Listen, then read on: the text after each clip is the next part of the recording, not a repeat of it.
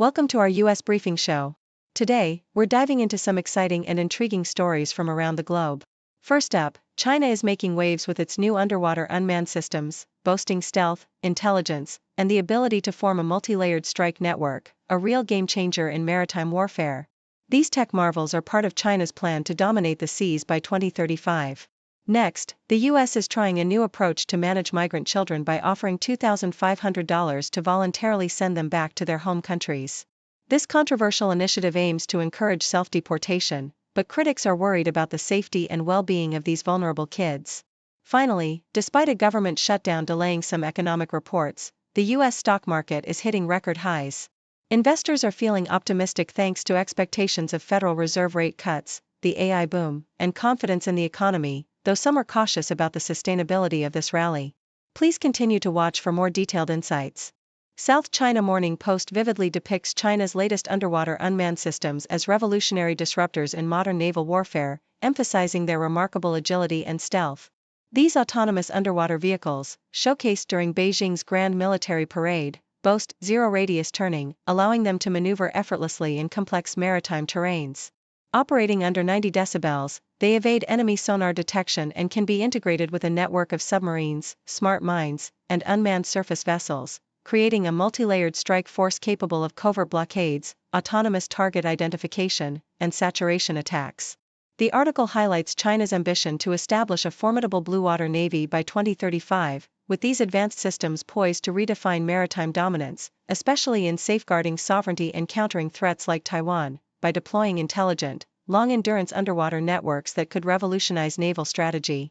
Deutsche Welle reports on the Trump administration's controversial offer of $2,500 to unaccompanied migrant children aged 14 and above for voluntary deportation, a stark and provocative strategy amid growing debates over immigration policy. The Department of Homeland Security's initiative aims to incentivize young migrants to return to their home countries, starting with 17-year-olds, excluding minors from Mexico.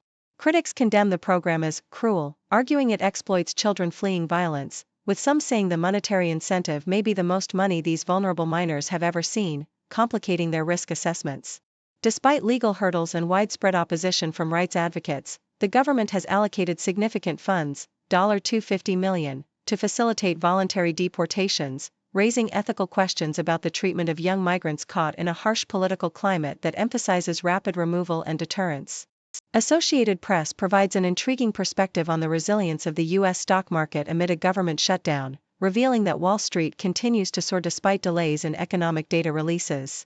The market's bullish trend, driven by optimism in AI stocks and other sectors, defies traditional expectations, with indices like the S&P 500 and Dow reaching all-time highs. Experts attribute this buoyancy to factors such as the anticipation of Federal Reserve interest rate cuts, expected to be at least 3 more by next summer, along with the booming AI industry, which is seen as a potential long-term driver of productivity and economic growth. However, concerns linger over whether the market's high valuations are sustainable, especially if corporate profits fail to meet expectations or if the Fed's policies shift unexpectedly, highlighting the delicate balance between optimism and risk in today's financial landscape.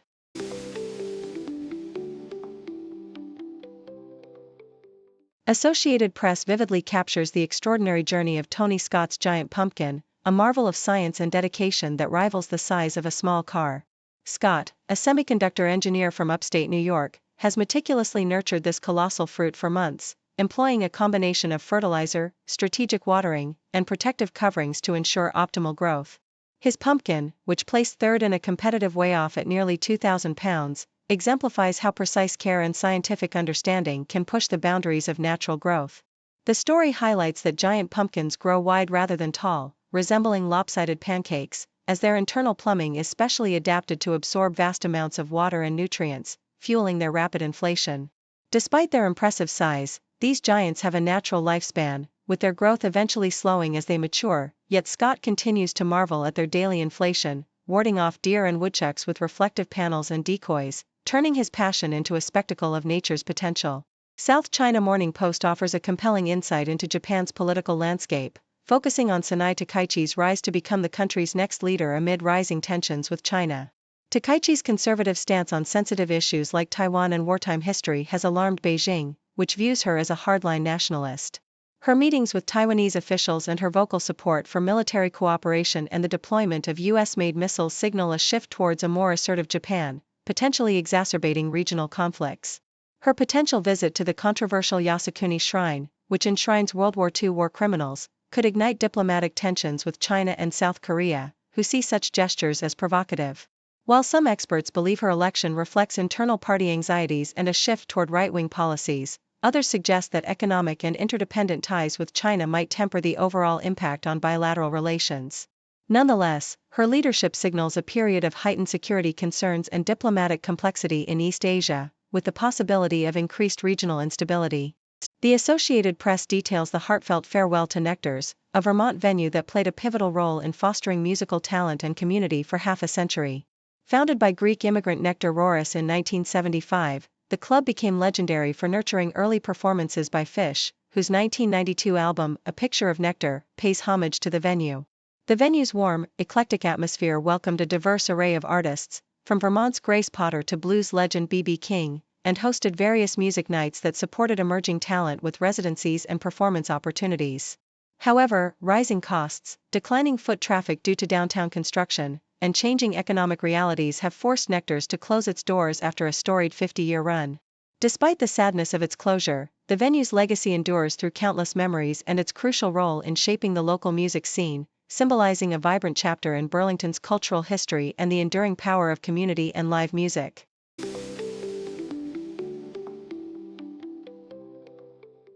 The Associated Press paints a vivid picture of the Biden administration's efforts to curb the revival of the coal industry under President Trump, which is now facing a bleak market reality. Despite the U.S. government's push to auction off hundreds of millions of tons of coal from public lands, the demand for coal is on a steep decline, with many power plants scheduled to shut down or switch to cleaner energy sources within the next decade.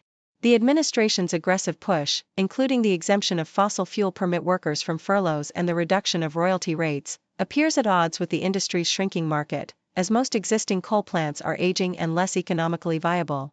The Navajo Nation's company, NTEC, is among the key buyers, but even they acknowledge the plummeting value of federal coal, which is now a fraction of what it was just a decade ago.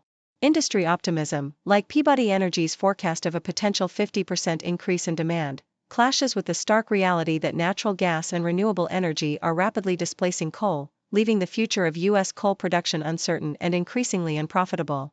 Meanwhile, the Arizona Republic reports that Phoenix Sky Harbor International Airport continues to operate smoothly amid the federal government shutdown, thanks to dedicated federal workers like air traffic controllers and TSA officers who are still showing up for duty.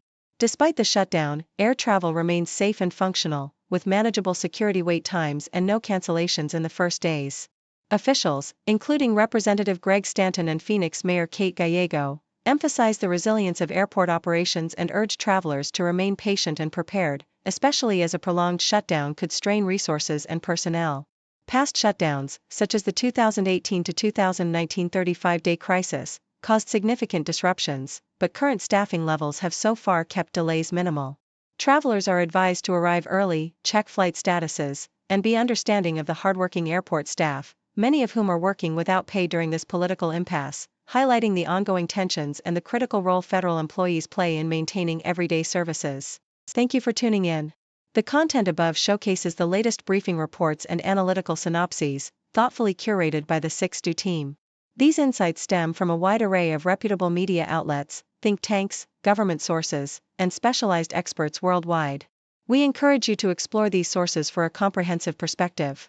Keep in mind that while the content may not always align with the official standpoint of 6Do Brief, it's not meant to be taken as absolute directives for decision-making.